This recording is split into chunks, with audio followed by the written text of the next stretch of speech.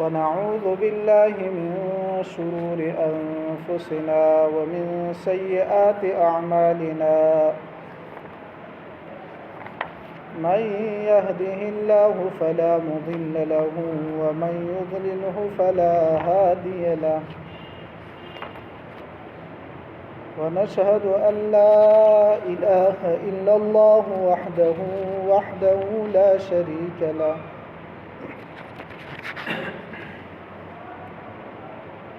ونشهد أن سيدنا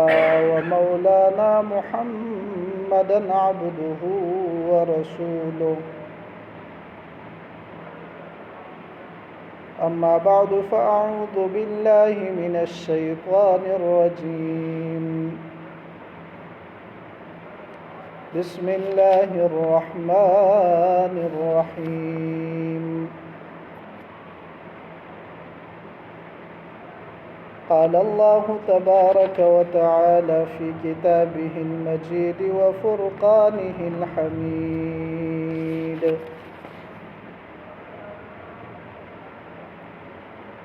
قل هل يستوي الذين يعلمون والذين لا يعلمون وقال النبي صلى الله عليه وسلم من سلك طريقا يلتمس فيه علما سهل الله له طريقا إلى الجنة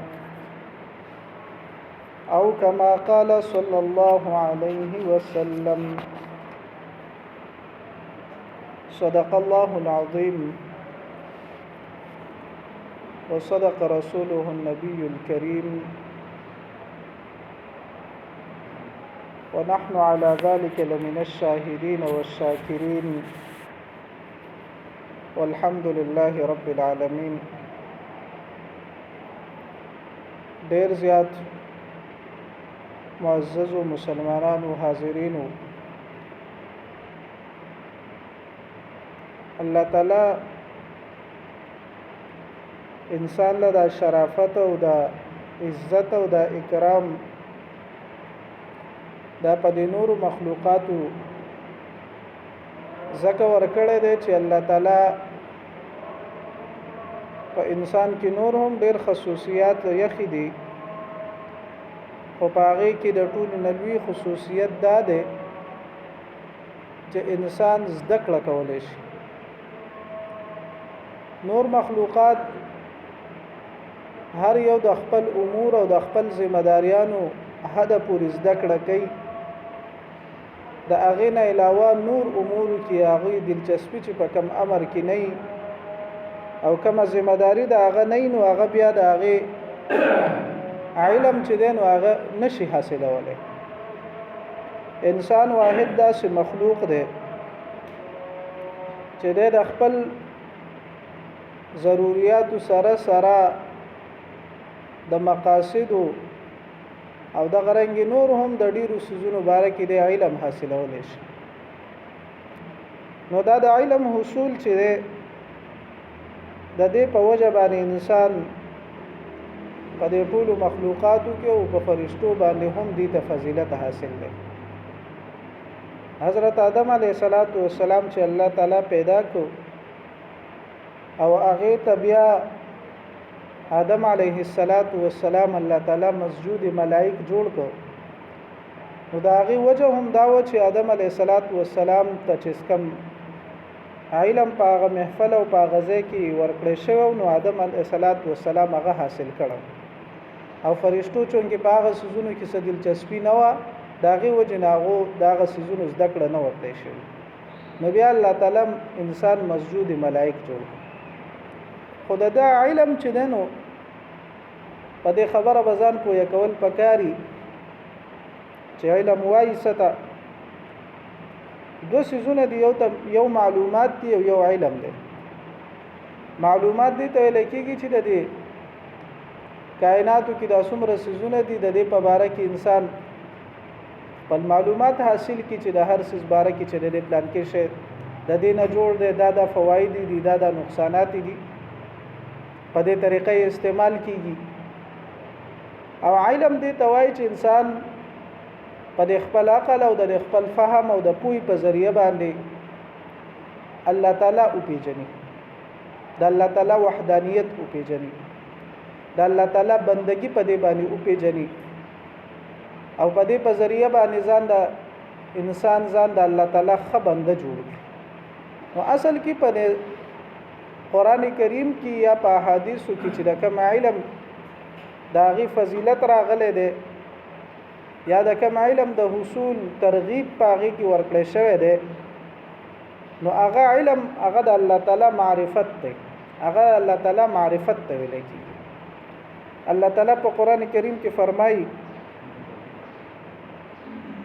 انما يخشى الله من عباده العلماء د الله تعالی په بندګانو کې هغه خلق علما دي چې کوم خلق د الله تعالی نه یری اوس یو سړی دی هغه د خپل معلوماتو په بنیاد باندې د الله تعالی نه یریږي مطلب دا دی هغه ته قرآن هم پوره معلوم دی د قرآن کریم تفصیل هم د ویلي دي د قرنګي د احادیث په اکثر ذخیره باندې هم د خپل عبور لري داغه عربي عبارات هم د یاد کړي دي په معنی هم پوهه دي په مفهوم هم پوهه دي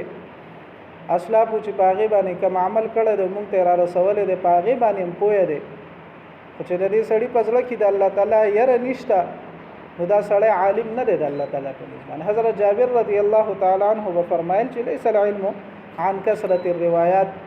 ډیر روایتونه نقل کول چې دینو دا علم نه دی بلکې علم هغه دی چې داغه په ذریعہ سره انسان د الله تعالی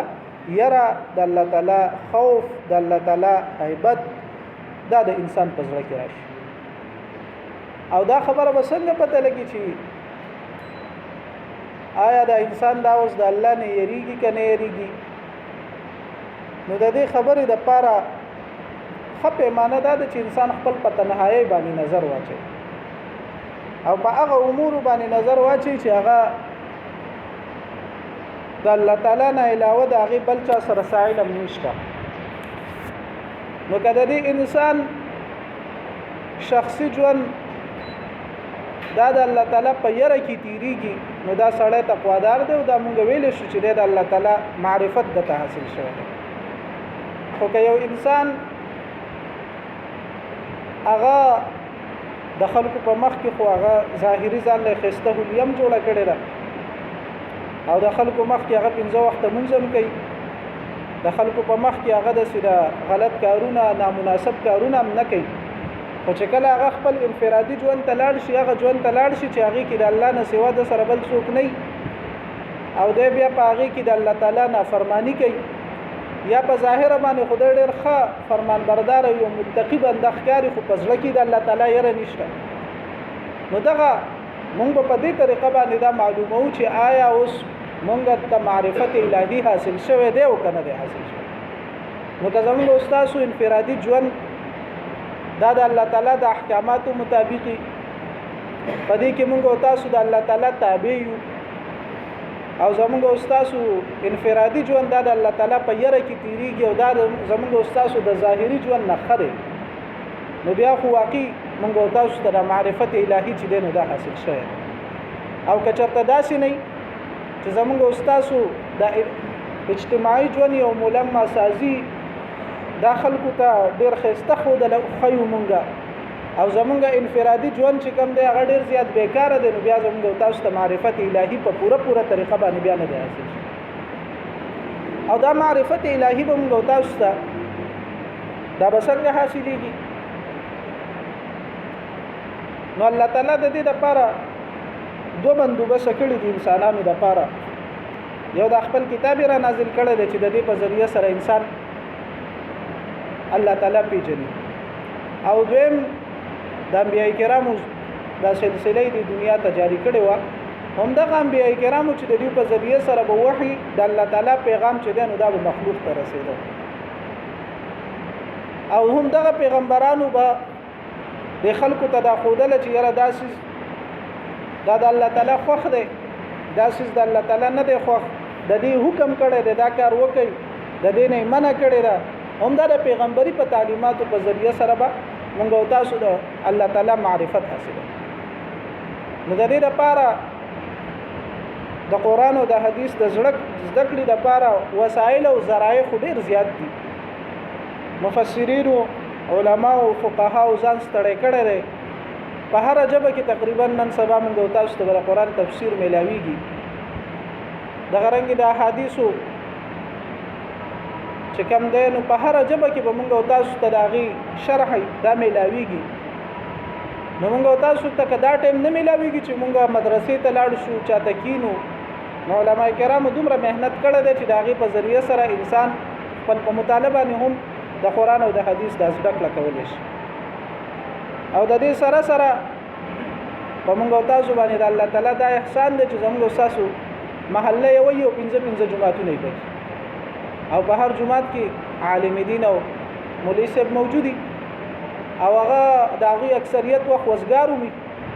تاسو چې کوم وختونه د وزګارتوب په هغه ټیم کې هغه په جماعت کې موجودو می.